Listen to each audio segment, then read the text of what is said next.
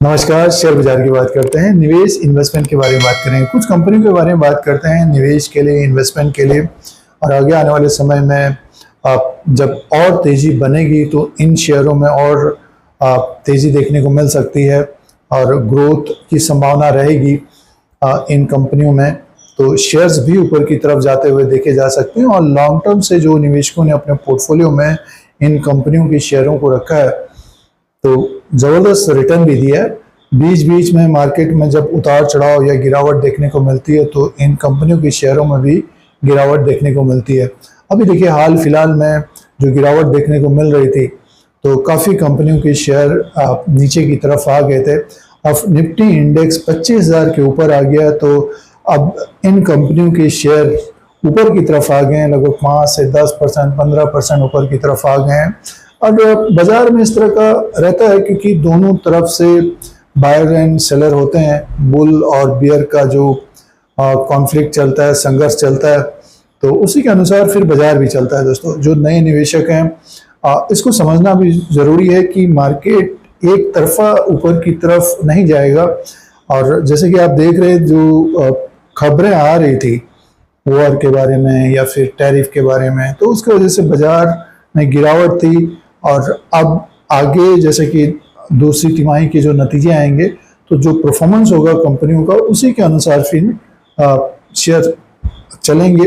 जो कंपनी का जो बिजनेस अच्छा रहेगा तो परफॉर्मेंस अच्छा रहेगा तो उसमें तेजी भी देखने को मिल सकती है।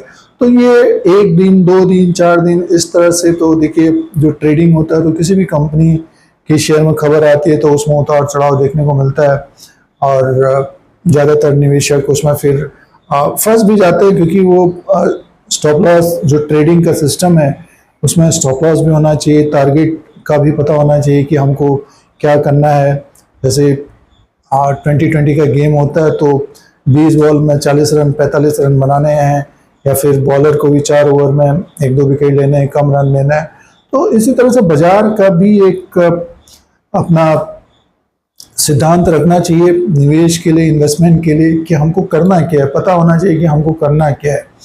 तो ऐसा आप हर फील्ड में देख सकते हैं, बाजार में भी ऐसा ही है। दोस्तों, जो निवेशकों ने गिरावट में खरीदारी की होगी तो उनको भी अच्छा प्रॉफिट देखने को मिल रहा होगा दिवाली से पहले। दिवाली अब आने वाली है तो आगे 1 साल 6 महीना और देखने पर अच्छा रिटर्न मिल सकता है जब बाजार में गिरावट हो। तो सबसे पहले देखिए ऑटो सेक्टर में काफ़ी इम्प्रूवमेंट रहा है अभी। और इसमें अगर हम बात करें तो बजाज ऑटो की बात करते हैं। देखिए ये स्टॉक पिछले साल 12,000 में था, उसके बाद देखिए ये स्टॉक नीचे की तरफ 7,000 के आसपास आ गया तो बहुत सारे निवेशक इसमें ट्रैप हो गए थे। अब फिर से 9,000 के आसपास या 8,800 के आसपास आज के दिन शेयर है। और पिछले 1 साल का रिटर्न तो माइनस है 23% का। तो इसके ऊपर नज़र रखें, जो निवेशक ऊपर की तरफ फंसे तो उनकी तो मजबूरी होगी, वेट कर रहे होंगे क्योंकि जब टॉप में आप खरीदते हैं तो रिस्क तो रहता है। अब जो निवेशकों ने गिरावट में धीरे धीरे खरीदा होगा तो वो निवेशक एक तरह से प्रॉफिट देख रहे होंगे।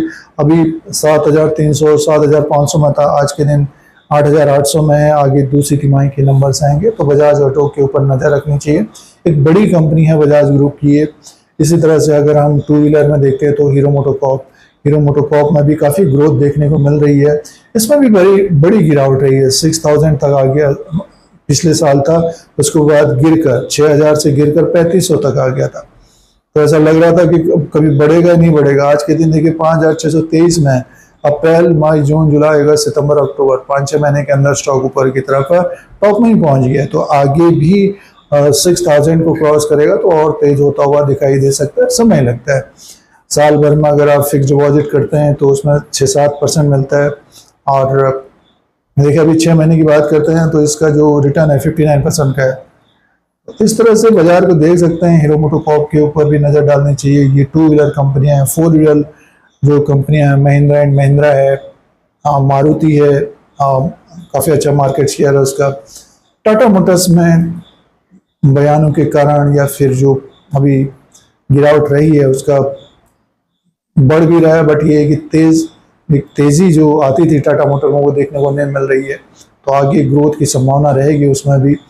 तो ऑटो सेक्टर से निकलकर अब बैंकिंग सेक्टर में जाते हैं, क्योंकि हर सेक्टर के शेयरों को देखना चाहिए, कौन सा सेक्टर कब डाउन हो जाए 1-2 साल के लिए, तो उसमें आप सारा पैसा लगा देंगे। तो जैसे कि आईटी सेक्टर में जो निवेशकों ने सारा पैसा लगा दिया होगा, तो वो एक तरह से अभी इंतजार कर रहे होंगे कब बढ़ेंगे, समय लगता है। उससे पहले ऑटो सेक्टर में एक तरह से गिरावट थी 1-2 साल पहले, तो आज के दिन देखिए ऑटो सेक्टर ऊपर की तरफ है। जो भी न्यूज आई जीएसटी की, तो इसी तरह से देखिए बैंकिंग स्टॉक्स की बात करते हैं तो एचडीएफसी बैंक है, एचडीएफसी बैंक ने बोनस भी दिया था। धीरे धीरे चलने वाला शेयर है ये, लॉन्ग टर्म से जो निवेशकों ने अपने पोर्टफोलियो में रखा होगा, काफ़ी अच्छा रिटर्न भी दिया है। पिछले 2-3 साल की बात करते हैं तो अच्छा एक रिटर्न दिया है इसने, बट ये कि तेजी देखने को नहीं मिली है। बोनस शेयर भी दिया है तो निवेशकों के शेयर बढ़े, तो अब ये 1000 को क्रॉस करता है तो और तेज होता हुआ दिखाई दे सकता है। और एचडीएफसी बैंक, हीरो मोटोकॉर्प और बजाज ऑटो डिविडेंड भी देती हैं दोस्तों। लाभांश का फायदा भी अलग देखने को मिलता है समय देने पर। मीन्स जब डिविडेंड डिक्लेयर करती हैं कंपनियां तो उसका फायदा अलग रहता है। एचडीएफसी बैंक है, और अब पीएसयूज में देखना चाहते हैं तो फिर देखिए एसबीआई है, state bank of India index के साथ चलने वाला शेयर है। उसी तरह से कैनरा बैंक है। कैनरा बैंक देखिए 100 रुपीज़ के आसपास था अभी कुछ समय पहले, अब 125-127 तक पहुंच गया है। पीएनबी है, पीएनबी का भी अभी देखिए जो इशू था, मीन्स ग्रोथ देखने को मिले, जो एसेट क्वालिटी में जो हो गया था, काफ़ी एनपीएस बढ़ गए थे तो अब कम होते हुए नजर आ रहे हैं। और इसी तरह से और पीएसयूज बैंकों को देख सकते हैं। जानकारी होनी चाहिए कि कौन से कंपनी में आप निवेश कर, जो भी कंपनी में निवेश कर रहे हैं उसकी जानकारी होना चाहिए। तो बैंकिंग सेक्टर से निकलकर अगर हम देखें तो पावर सेक्टर में एनटीपीसी है, पीएफसी है, आरएससी है, ये सारे काफ़ी अच्छा डिविडेंड भी देती हैं ये कंपनियां। और मार्केट का जो बड़ा शेयर है रिलायंस है, तो रिलायंस के ऊपर नज़र रखनी चाहिए। इसी तरह से आप कोल इंडिया है, ओएनजीसी का रिकॉर्ड भी डिविडेंड का अच्छा है। तो ये सब कंपनियां एक बड़ी कंपनियां हैं ये, और धीरे धीरे चलने वाली कंपनियां हैं। जब भी निफ्टी में तेज़ी होगी तो इन कंपनियों के शेयर ऊपर की तरफ जाएंगे। बजाज फाइनेंस है, बजाज फाइनेंस का शेयर देखिए लॉन्ग टर्म से जो निवेशकों ने अपने पोर्टफोलियो में ज़बरदस्त रिटर्न दिया है। अभी भी देखिए 850 तक आ गया था स्प्रेड और बोनस के बाद, फिर से स्टॉक 1000 के ऊपर आ गया, काफ़ी वोलेटाइल है। तो इस तरह से और भी कंपनियां हैं। और आईटी सेक्टर में जैसे कि बहुत सारे अभी गिरावट रही है, बहुत सारे निवेशक आईटी सेक्टर के शेयरों में फंसे हुए हैं।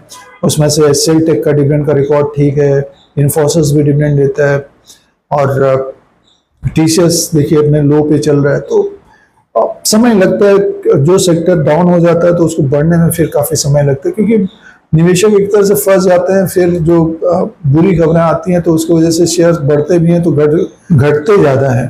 तो बड़ी कंपनी में निवेश करने पर क्या होता है कि कुछ समय के बाद उस सेक्टर में ग्रोथ रहती है तो उनमें फिर तेज़ी देखने को मिलती है।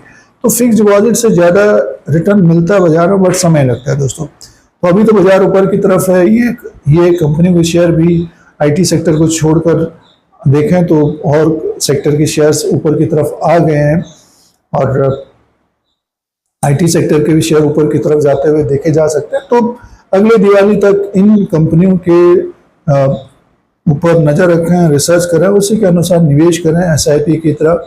और समझ में नहीं आता तो म्यूचुअल फंड के द्वारा या फिर और जो इन्वेस्टमेंट होता है आगे फ्यूचर अच्छा रहे, ये कंपनियों के ऊपर रिसर्च करें, उसी के अनुसार निवेश करें। इस तरह की जानकारी के लिए Dheeraj Singh stocks bull beer को सब्सक्राइब करें, लाइक करें, शेयर करें, कमेंट करें। धन्यवाद।